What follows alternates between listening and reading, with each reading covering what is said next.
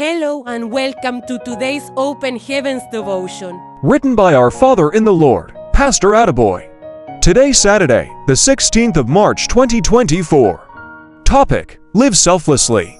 Memory verse: Thou art worthy, O Lord, to receive glory and honor and power.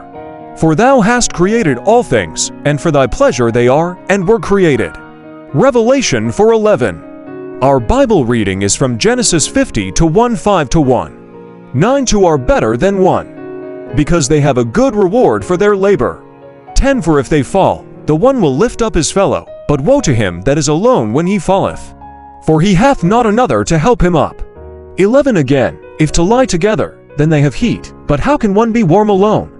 12 And if one prevail against him, to shall withstand him. And a threefold cord is not quickly broken. The Message. The 24 elders in heaven made it clear in today's memory verse that we were created to fulfill God's pleasure. When we live for ourselves alone, we negate the purpose of our existence. When a person lives for God, he or she would not abuse any privilege or opportunity. Joseph is a good example of someone who lived for God and his fellow human beings, particularly his brothers. Even though they eventually repaid him with evil, his selfless service made him go the extra mile to find them and deliver their food to them when he couldn't locate them initially. He could have returned home with the supplies he took with him, but he didn't. You can find the story in Genesis 37:13-28. Joseph's love for God caused him to reject the sexual advances of his master's wife. He could not bear doing anything that will displease God, and this made him say in Genesis 39:9, There is none greater in this house than I. Neither hath he kept back anything from me but thee, because thou art his wife. How then can I do this great wickedness and sin against God?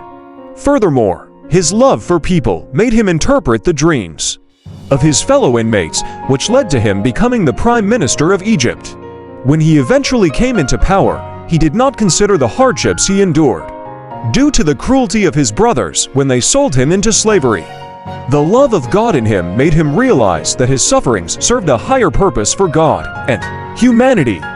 He said in Genesis 50:20, Beauteous for you, ye thought evil against me, but God meant it unto good, to bring to pass, as it is this day, to save much people alive.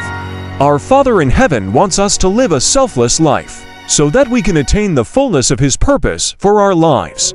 Those who are selfish shortchange themselves without knowing it. Moses, even though he lived in affluence in Pharaoh's palace, decided to suffer with his brethren the Israelites, and eventually saved them from bondage by leading them out of Egypt. Hebrews 11:24-27. His selflessness ensured that he fulfilled God's purpose for his life and the nation of Israel at large. Beloved, begin to live beyond yourself, and you will have the fullness of God's grace to divinely prosper, both spiritually and physically. Action point. Father, from today, please help me to live selflessly, in Jesus' name. Thank you for listening.